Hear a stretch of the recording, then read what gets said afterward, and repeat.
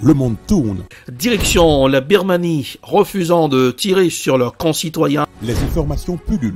Tout de suite, voici les informations. C'est le moment d'ouvrir la page internationale avec Ealichi Dorelas depuis Boston, Massachusetts.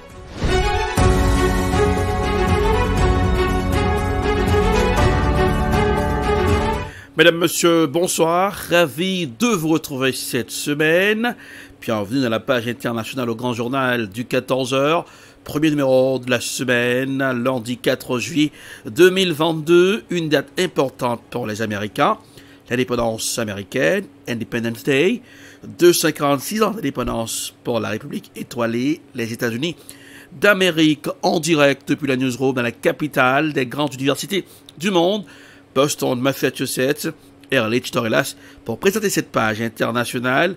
À Jacques Mel pour le Grand Journal, Journal François Rubens assure les manœuvres techniques. Bonsoir aux auditeurs de la radio évangélique Hosanna 102.3 FM à Jacques Mel.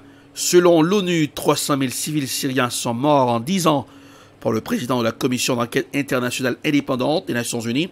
Cela démontre le peu d'attention portée par les parties prenantes à la protection des civils. Voici un reportage signé Euronews. 300 000 Syriens sont morts en 10 ans. Le chiffre est avancé par les Nations Unies alors que la guerre ravage toujours le pays.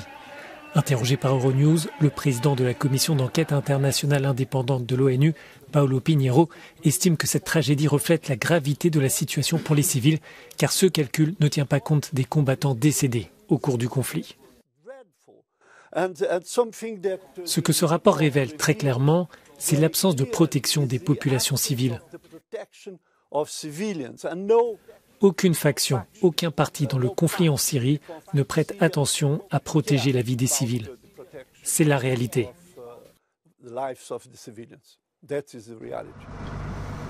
Paolo Pinheiro regrette le 2 poids 2 mesures appliquées dans l'accueil des réfugiés lorsqu'il compare le traitement des Syriens à celui des Ukrainiens. Pour moi, qui suis impliqué dans la crise syrienne depuis 11 ans, il est déprimant de voir cette différence de traitement. Il y a une ouverture, une générosité à l'égard de l'Ukraine, que je ne critique pas du tout, ils en ont besoin. Mais j'aimerais voir le même traitement pour les réfugiés syriens.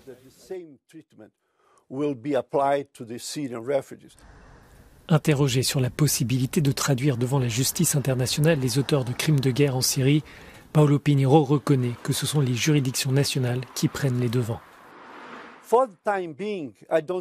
Pour l'instant, je ne vois pas à l'horizon la possibilité d'un renvoi devant la Cour pénale internationale.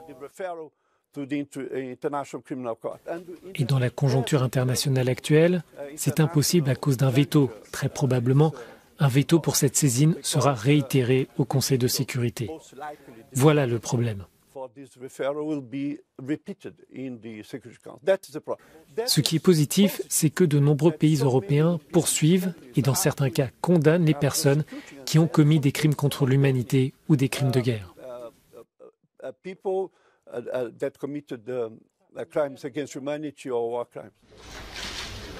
Au mois de janvier, la justice allemande a reconnu coupable de crimes contre l'humanité un colonel syrien condamné à la prison à vie.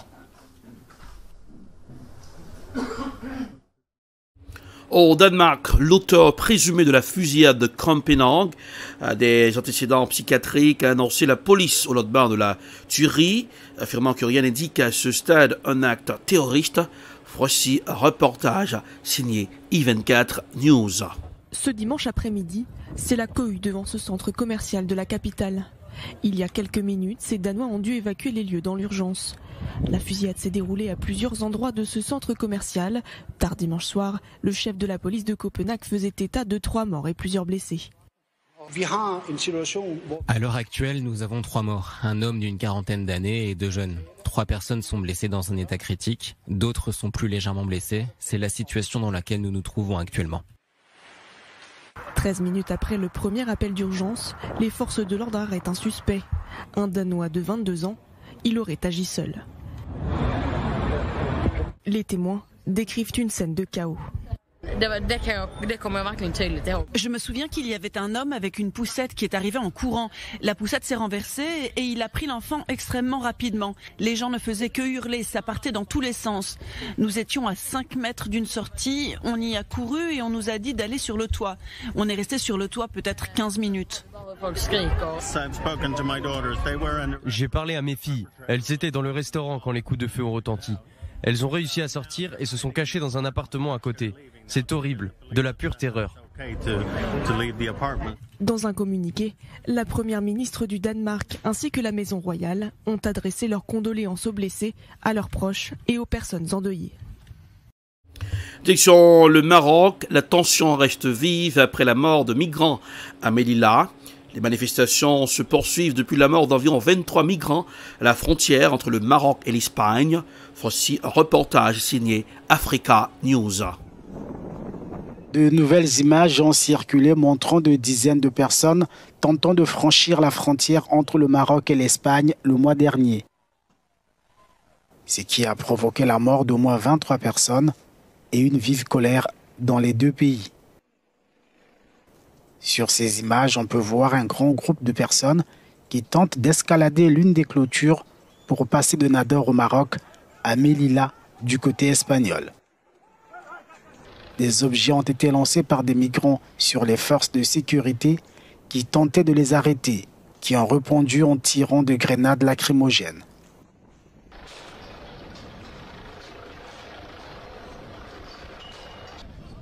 À un moment donné, le mur s'est effondré, envoyant des dizaines de migrants et de demandeurs d'asile au sol et les forces de sécurité appelant à l'aide.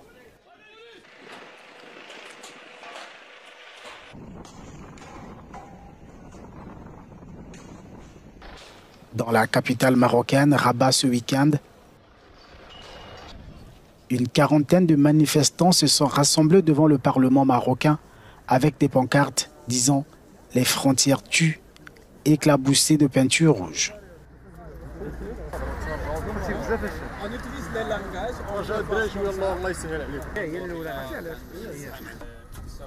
Nous sommes ici, c'est pour surtout exprimer notre colère par rapport au massacre qui s'est passé à Melilla.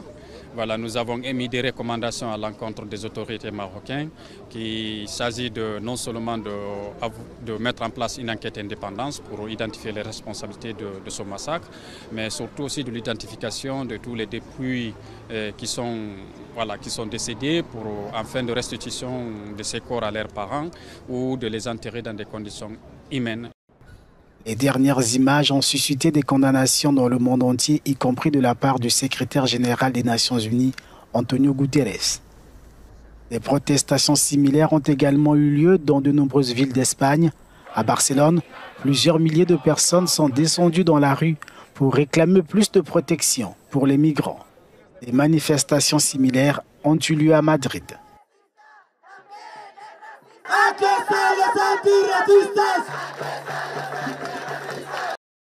La guerre continue en Ukraine, Sloviansk et Kramatorsk, téléviseur de Moscou. Écoutons un décryptage de la situation par un correspondant de France 24 en Ukraine. Oui, ce sont les deux villes principales dans la région de Donetsk qui restent sous contrôle ukrainien, qui sont depuis des semaines maintenant déjà ciblées par les attaques. Tout porte à croire que maintenant ces attaques vont s'intensifier puisque le but affiché des Russes est de prendre le contrôle de la totalité de la région de Donetsk aussi et même peut-être au-delà. On les entend beaucoup moins souvent maintenant en fait affirmer qu'ils vont se limiter à la conquête de la seule région du Donbass. Donc l'inquiétude est très grande en Ukraine en ce moment et d'autant plus que même si les Ukrainiens veulent caractériser ce retrait de Lysychansk, la dernière ville de la région de Luhansk, d'où ils se sont retirés comme un retrait tactique, le président Volodymyr Zelensky promet que l'Ukraine reviendra et reconquérira ses territoires. Ils ont dit aussi très franchement que l'une des raisons principales de ce retrait, c'est tout simplement la supériorité de l'artillerie russe en termes de la quantité des missiles et d'obus qu'ils sont capables d'envoyer. L'Ukraine n'a pas assez de munitions en ce moment. Le pays attend désespérément, je pense que c'est le cas de le dire, les livraisons d'armes supplémentaires de ses alliés occidentaux. Et si les forces ukrainiennes se sont retirées de Lysychansk, c'est en partie, Gulliver, pour éviter un scénario à la Mariupol qui s'était soldé, on s'en rappelle, par la capture de 2500 combattants ukrainiens. Quelle nouvelle d'ailleurs de ces prisonniers de guerre ? Exactement, c'était ça aussi la grande raison qui était donnée. Les Ukrainiens ont voulu se retirer avant d'être encerclés comme ils l'avaient été à Mariupol. Il y a eu 95 soldats qui sont prisonniers russes qui ont été libérés la semaine dernière dans un échange de prisonniers, 95 parmi les défenseurs de Mariupol, mais ça laisse un peu plus de 2400 qui sont toujours en captivité. Je viens d'assister à cette conférence de presse de leurs proches qui disent qu'ils n'ont aucun accès à ces prisonniers et ils dénoncent une violation très sévère des conventions de Genève. Ils n'ont pas du tout d'informations sur leur état de santé, ni même pour beaucoup d'entre eux sur la location où ils sont détenus. Et ils disent que l'Ukraine adhère aux règles des conventions de Genève et donne accès aux familles russes des prisonniers russes que l'Ukraine détient. Et ils veulent absolument attirer l'attention sur ce qu'ils estiment être une injustice très grande, ce manque d'accès, ce manque de communication avec les prisonniers. Merci beaucoup Gulliver pour toutes vos précisions depuis Kiev.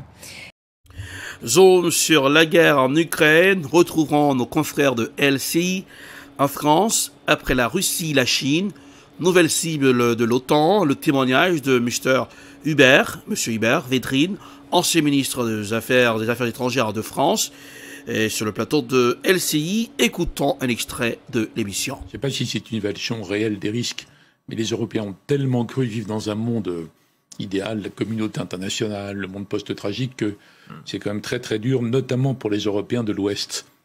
Mais les autres peuples du monde n'ont jamais tout à fait cru à cette histoire-là. Et c'est plus difficile, mais on n'est pas fin février, donc il y a quand même plusieurs mois maintenant, les gens commençaient à comprendre qu'ils avaient espéré des tas de choses terriblement sympathiques, mais qui ne se sont pas concrétisées, et que c'est encore le rapport de force, c'est encore la menace, etc., etc. Donc je crois que l'immense majorité du public a compris ça maintenant, vous voyez.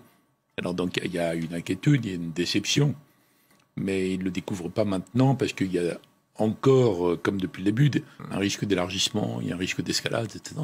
Les changements des derniers jours encore, j'aimerais qu'on parte de cette déclaration de l'OTAN. Ça a été le sommet de l'OTAN cette semaine, mardi, à Madrid, avec cette déclaration d'une clarté inusitée contre les Chinois, sur le danger chinois, en parlant de risques systémiques. On peut voir peut-être ce tweet très exactement de la part de l'OTAN. Nous travaillerons ensemble de manière responsable en tant qu'alliés pour répondre aux défis systémiques que la République populaire de Chine fait peser sur la sécurité euro-atlantique. On a l'impression ici qu'on désigne clairement un danger et, pour dire les choses, un ennemi. Oui, mais le premier effet de l'attaque de Poutine, fin février, qui est horrible sur le plan humain, notamment par rapport à l'Ukraine, mais qui est tragique historiquement pour la Russie, c'est d'avoir ressuscité l'esprit de défense en Europe dans l'Alliance. Et donc l'OTAN, qui en plus va s'élargir. Ça, c'est le premier effet. En même temps, les Américains, depuis plusieurs années, déjà depuis que Obama avait dit il faut pivoter vers l'Asie parce que le défi numéro 1, c'est la Chine, puis Trump avait continué avec ses gros sabots, et puis Biden continue. Il garde quand même cette idée. Donc il essaie depuis des années de dire aux Européens, ce combat est le vôtre aussi.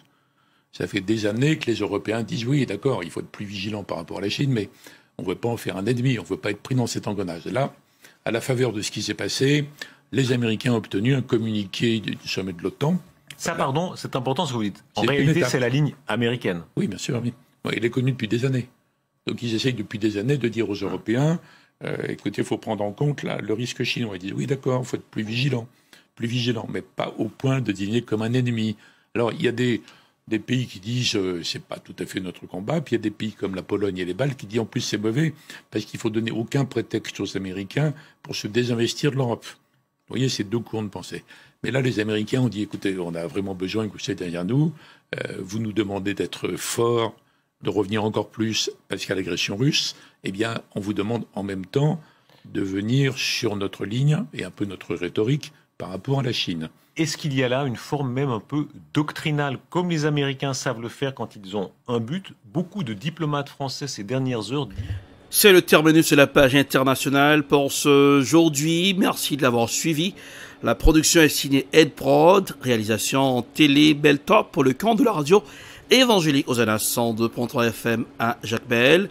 Pour présenter cette page internationale, Ehrlich Dorelas depuis Boston, la capitale des grandes universités du monde. L'indépendance américaine pour aujourd'hui, Independence Day, beaucoup de festivités dans la capitale des grandes universités du monde. Ce soir à l'Esplanade, un grand concert avec des artistes qui viendront mettre le feu sur le podium. Oui, de la musique classique, un peu d'ambiance d'agité pour rythmer la fête de l'indépendance. Il y en a qui vont porter des baskets, beaucoup de feux d'artifice, beaucoup de barbecue, beaucoup de cookout et la compétition des grands mangeurs de hot dogs, c'est pour aujourd'hui, pour festoyer l'indépendance de la République étoilée. Température sur Boston, 83 degrés Fahrenheit. Voilà, il fait beau temps. 28 degrés Celsius pour ceux qui vont porter les baskets pour sortir, pour aller dans un cookout. Il fait beau temps sur Boston. Jacmel, 88 degrés Fahrenheit, 31 degrés Celsius. Bonsoir Janelle, bonsoir Robans, bonsoir aux auditeurs de la radio évangélique Hosanna 102.3 FM à Jacmel. Passez un excellent lundi en compagnie de la radio. Bonne semaine, bonsoir, à demain. C'était la page internationale avec Ehrlich Dorelas.